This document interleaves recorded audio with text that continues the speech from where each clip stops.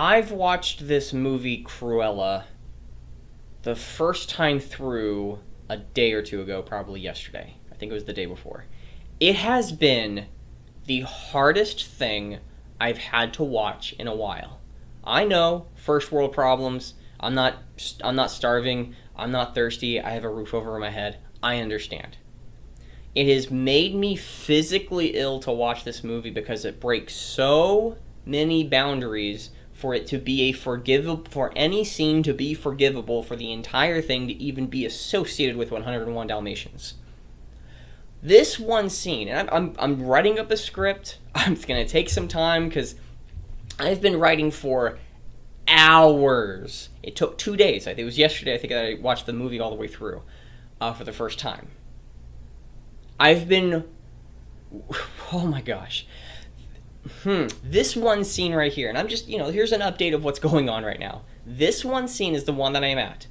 If anybody has not seen Cruella, don't. Just go watch this online if you have any questions. I'm not going to be showing you the whole thing because of copyright, and Disney and YouTube are really picky about how much of a scene I can display at any given time, including the music. The music is really hard to get past, so I have to find a way to deal with that.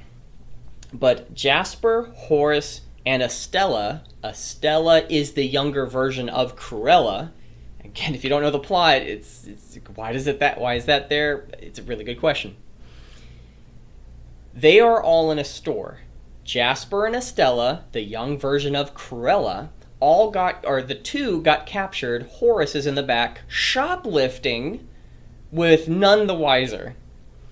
Jasper and Estella got caught by two guards as Estella did something wrong.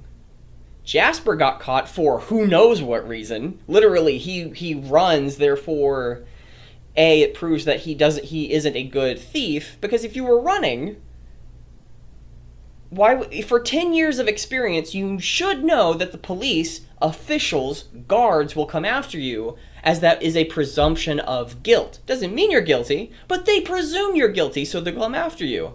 Jasper should know this. He's in the right.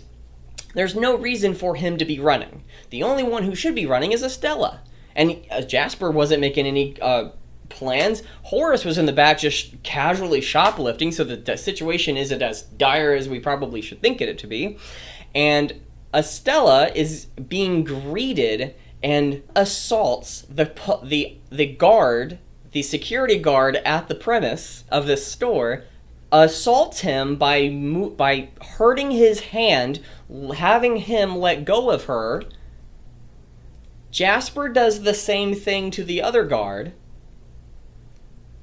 She says something, and both Estella, Jasper, and Horace run away. The guy at the door doesn't do anything and lets them go. In all honesty, that would seem more natural. But the guards, quite literally, were holding them, specifically Estella, because she did something wrong. There's one scene she objectively is in the wrong. There's no question about it. So the rest of this movie is that she assaults two security guards, but she gets away with it because she has favor with the evil villain and antagonist. But she has favor with the CEO of the company, therefore she gets away with it. Each and every single scene is like this. It is fascinating about how bad and horrible this movie goes. It's fascinating that I don't know how to deal with this. This next scene of Jasper, Horace, and then Estella leaving this place to get onto a double-decker bus and then running away with stolen goods. They don't get caught. Nothing follows up with them. No consequences of what happens. I'm not saying that you should have an explanation for every single thing. These two people just ran away from the guards, not because they were let go. They assaulted the guards and then ran away, and nothing is to follow them. The only scene I have ever found in this entire movie being good is the car scene in the first 5 minutes of the movie, where both Estella, the young version of Cruella, and her mother are having a discussion. It's the only redemptive part of this entire movie. Only redemptive part. I've watched this all the way through. This is probably the fourth time I've watched it.